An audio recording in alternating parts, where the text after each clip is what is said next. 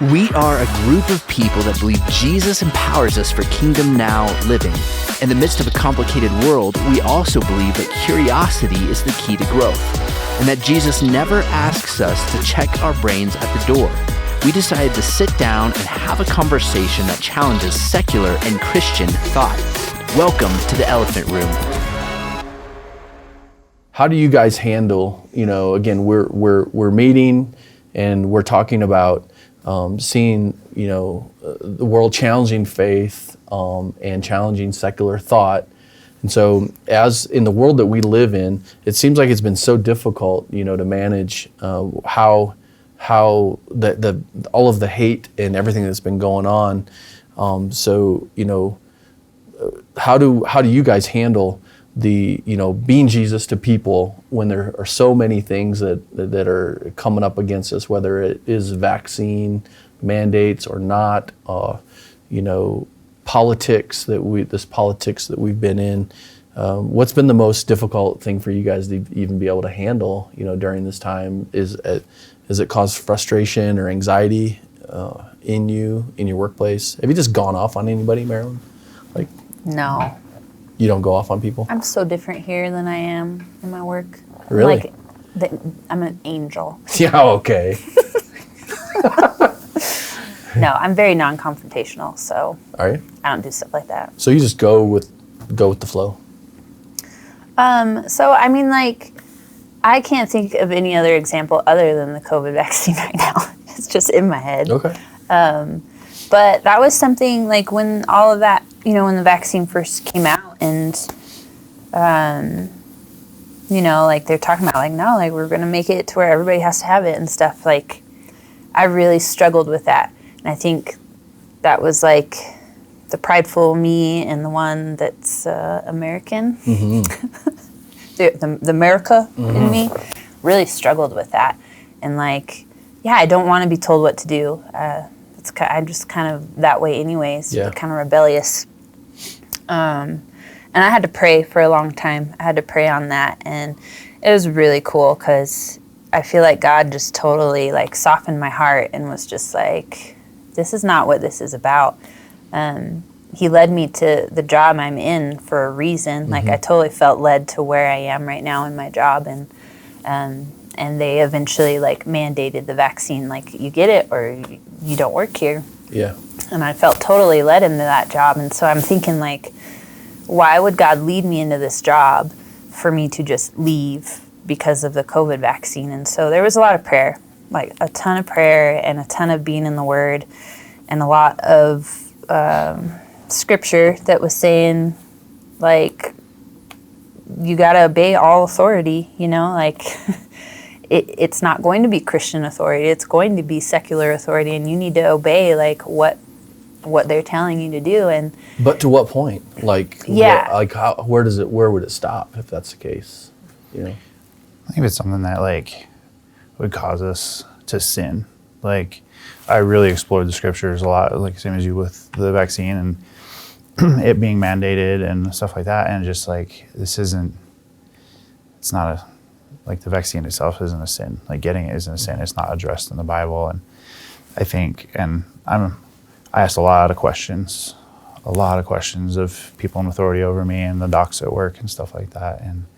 But for me, a big part of what came down to me agreeing to get it, and I waited right up to the last minute, is one of the doctors at work forwarded me a position statement from, I can't remember exactly what it's called, but it's a Christian doctor, Christian Medical Society, and it was a position statement on the vaccine, and they talked about Christian ethics and stuff, and they said, well, if our role as Christians is to love God and love people, then something that potentially, prevents other people from getting sick, Christians, ethically, we should be lining up to get it.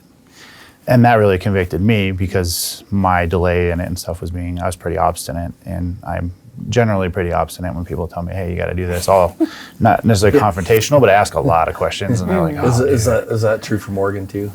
Oh, for sure. Yeah, for sure. We feed off of each other in that way. Yeah, for sure. She's very stubborn too. She is. Wherever she is. Wherever she is. But I think it's when people would ask me like, hey, like, should I get the vaccine, like that stuff like that, and I was like, you have to do your own research, follow your heart, and make the decision you're most at peace with. But I'm not going to tell you one way or the other. If you ask me specific questions about risks and stuff like that, like I'll be happy to talk to you about it. But I think it goes down to do your own research. And I think we live in a society where, again, I like your point about, does it rise to the level of being a sin? We live in a society with so many different thought and so many different opinions. It makes me wonder then, though, even if you have decided to do this or do that, how do we treat those that haven't decided or have decided differently, actually? Are we to be like militant about it, as Christians? Or at what point should we be more militant about it as Christians? I think it's good to recognize that like God's going to tell different people different things. Like just because God told me personally, like, no, get over it, do it. I want you in this position, in this job. Just because he's telling me that doesn't mean he could be telling someone like, no, absolutely don't. I think we got to be super connected to like in prayer and in the word and what God's telling us personally, because he tells everybody different things, like my relationship with God is different than your relationship with God and yours. And so I think you can't just assume that it's black and white across the board. But what's interesting is I got to imagine somebody's watching this and their temperature's rising, their blood's boiling a little bit, because they would say I'm sure. the vaccine it doesn't even do what you're suggesting it does do. It doesn't keep people safe, or it doesn't.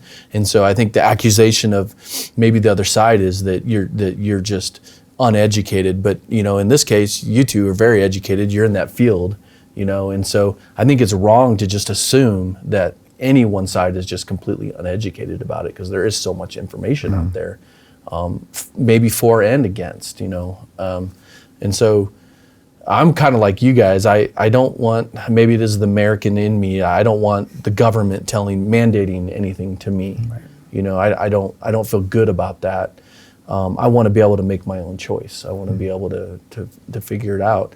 But there also are things, aren't there, that rise to the level of just safety, whether it be a seatbelt law or, what about the seatbelt law? Like, why do I have to wear my seatbelt? Don't tell me. If I want to die from getting in a car crash, I can die from getting in a car crash. That. Like, even with riding or being made in some states to wear a helmet when I'm riding a motorcycle, it's like, why? I'm not going to kill anybody else. It's just a stupid decision on my behalf. So. Yeah, those are hard. Those are hard for me as so you America. You probably don't wear your seatbelt. No. Oh no, I do. Oh, you do? Because it's a law and you don't want to get a ticket. Because I'm safe. Oh, okay. But what's your guys' what for that person who may be watching is like, who they may be feeling a little anxious about what we're saying, because we're saying this as Christians. We believe, these things, or you guys have both said that you've chosen these things. How do we in our culture, how do we love our neighbor and love God as Christians should, when it causes us to, our blood to rise or boil or whatever, I think, like Jesus said in the Sermon on the Mount, like love your enemies and do good to those who harm you and stuff. And I think as an American culture, and maybe even as Christians, a lot of us have forgotten that or overlooked that, where we see somebody who we disagree with and we see them as an enemy, and they're not. Like, they're really not. They're still our neighbor. Right. Like, if Jesus was here, and like, this is your neighbor, but it's really easy to see somebody who disagrees with you as being an enemy, and you have to convince them and convict them or kick them to the curb, and it's really not that way. Like, and there's just so many things in our culture and decisions we make and personal convictions, like our faith is up here and our personal convictions are down here. And sometimes they don't always, there's not really a correlation on what exactly we should do in these situations, Even goes with like political parties and stuff like that. Like people can make arguments different directions as far as what they believe, like Jesus would have been politically, what he would align with. But, reading through the Gospels, like Jesus avoided all the political stuff. People would try to ask him stuff and he'd be like, no, I'm not going there. he was talking about people and people's hearts and Right. and dealing with your neighbor and loving them and stuff. So Yeah. I grew up with, I had a childhood friend, high school, I don't know, high school friend. And I wasn't a Christian yet. Is this a parable? I don't know. Oh, okay. I don't know what that means. Is this a real story, or are you just making up a story? No, right it's now? real. Oh, It's okay. real. All I'm right. not. Don't disclose the names. Just I won't. Ron. Okay. So I grew up with a childhood friend, and their whole family was just like, loved Jesus so much. And I wasn't a believer at the time. And I'm thinking back, and I do not know, I still kind of don't even know to this day if they were Republican or Democrat or liberal or conservative. I have no idea, because they never, ever talked about that stuff. They never shared that opinion or anything. I don't even know. I don't even really know to this day what they are. And I just look back at that and I'm like, that was so beautiful, because they were just so focused on loving me. And when I didn't know Jesus, and it's just really cool. It's such a good example to me of what that looks like. To just be loving on people and not bringing this stuff that really doesn't even matter. It doesn't matter. In the end of the day, when we're here talking to each other, we're just here to love each other, enjoy each other's presence. We can talk about all of these other things, but they don't matter. They're not affecting my day-to-day relationship with you guys or my neighbors or my friends. Unless we let them, right? I mean, unless you let it bother you to the unless point you where let you're it, and then it's going to affect that relationship, Yeah. and then, they're just going to be like, oh, that person loves Jesus, and they're like, I don't know about them, Right. I don't know. So it was just a really cool example of Well, I think that. the things I think about when this is I love C.S. Lewis, the Screw Tape Letters, and this is how the enemy is pulling the strings of us, I guess you'd say, to battle. And so we believe as Christians that we're in a spiritual battle. And it's always interesting to me whether I'm sitting down with somebody who's going through, marital problems or, any kind of problems, you name it. And I always try to remind them that, whoever it is that they're having problems with, they're not the enemy, like what you were talking about. That we're, to some degree, we're pawns in a very large, spiritual game, and we can all make decisions that cause hurt. Yeah. And I think when we can come at it as a Christian with that kind of empathy, again, doesn't go off the rails to where you say, well, the devil made me do it. I have this excuse all the time just to not take any responsibility for it. But I think it's good. It's a good position to come at things. It's helpful to me anyhow, to always remember that, behind the scenes there are things that are happening that, that people are being played, kind of. We end up making this decision, but we're definitely getting pushed a little bit, encouraged to go that way. Oppressed, but not possessed, if you're a believer. This is my opinion.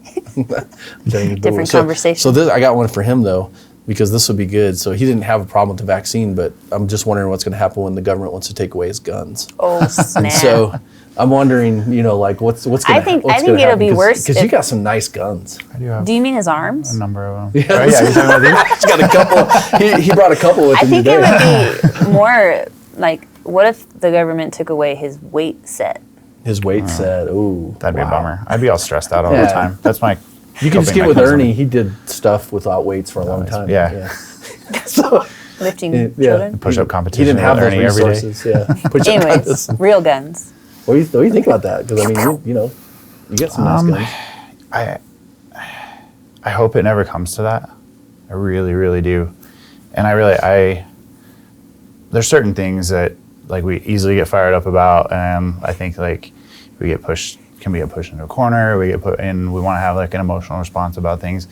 And honestly, I'm not really thinking about it a whole lot yet.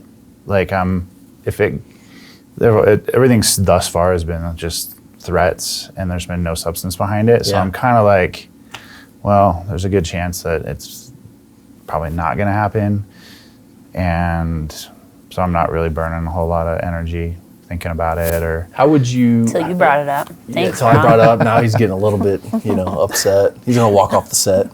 He's like, throw his stuff down. I gotta go to what's that place called? The Hub. I gotta go to the Hub. Shoot off some rounds. I got a post on Facebook that I lost all my guns in a terrible boating accident or something. So how would you handle? So we're coming at this, and we were talking about vaccine, but we're coming at this. So we need to pray for our government. We need to pray for our enemies, and we need to also submit. So how would you handle? How would you handle? Let's say you disagreed with it. You're going to pray through things, even like responsible gun laws. Let's say if there was some kind of limitation, not hunting rifles and things like this, but how would you handle that if the government decided that? Let's just say they did. How would you handle that as being on that side? To be totally honest, I only have one gun that they would more than likely be coming after. And as far as to the object itself, I really don't have a whole lot of sentimental value to it. Okay. So I think, and not a whole lot of investment costs into it and stuff. Well, they'll buy them back. So yeah, the buyback program. I don't have to worry about that investment. But you're right. Like a lot of firearms are like passed down through your family, right? The majority of my guns are like my favorite one's 100 years old. Yeah. And that my grandfather gave me. So, and that's not what they would be coming after even with the responsible gun laws and stuff like that. So,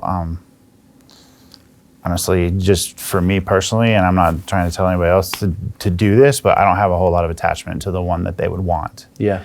So, personally, I'd probably sell it off or whatever. Well, the reason I bring it up is because, we're talking or having this conversation in a bigger world where there are things that are equivalent to what you might say is a gun, or what might be super important to me. And I know it all comes back to we don't want the government telling us what to do, but yet we do live in this land of rules and governing. So anyhow, something that I struggle with, kind of going back a little bit, is like how far we go as believers to lead the way into justice, fighting for things we believe in. I struggle with that. I struggle with how much we're supposed to do that and how much we're just supposed to let go and be like, you know what, the world is broken and it's not going to get fixed until Jesus comes. Oh yeah, good. I struggle with that. So what do you guys think? Maybe that is something next week we should talk to Justin and Megan about. Oh, good idea. Yeah. And aliens? I know, and aliens, yeah. Because every time we're together with Megan, she wants to talk about aliens. I think she thinks she's an alien. Yeah, it could be. You'll have to stay tuned next week because she might be talking about how she's from a different planet. No, you're right. How do you handle that, though? Do you just totally back away from the justice? Or I am a little bit more that way. Are you a pacifist? Yeah, oh, very much so. Ask my husband. Except at home. I'm not a pacifist at home. A pacifist outside of the home. Oh, gotcha. Okay. Yeah, I'm more so if you want to take my guns, you want to kill me, all right, go for it. I'm kind of more that way. Look how far the church suffered in the beginning. I think I am too, until you insert my kids. Yeah, I know. Kids always ruin that. If somebody, trying to be a martyr over here, and then I got my kids, I'm like, all right, no. Yeah, Can't do that anymore. That would be my biggest fear, is somebody threatens my kids in front of me or something like that. Yes. I'm not a very big pacifist when it comes to that. Yeah. But anyhow. Yeah, so I'm more that way. Yeah. So I don't know. I don't know what the right answer is, though. Well, for me, when it comes to justice, I get fired up about that. When I see the injustice, I do get fired up. I don't know why. I haven't seen the themes that we've had to deal with, whether it's the vaccine or things like this, as a major point of injustice. So maybe that's why I haven't been real fired up about it.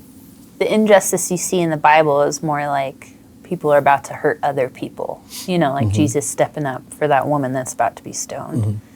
But the justice that I think of is just like political stuff, you know, like abortion and things like that. It's like, do we like lead the way and like try to really prevent those things from happening, or do we just step back and love the people that we encounter related to those things? I don't know. Or how do we? Because I think like if we're just doing it with our voice, that's different than doing it with our actions. Yeah. Like, are we people who fight abortion by adopting, or by big brother, big sister, you know, like how do we fight it? Or are we just all bark and no bite? Yeah. Well, yeah, it's hard. I think, like we were talking about earlier, God leads different people in different ways and to take up different causes in different ways. And it kind of makes me think about like Mother Teresa. Like, she went to India, and poverty and class structures that were horrible for people and stuff. And like, she went in and she helped people.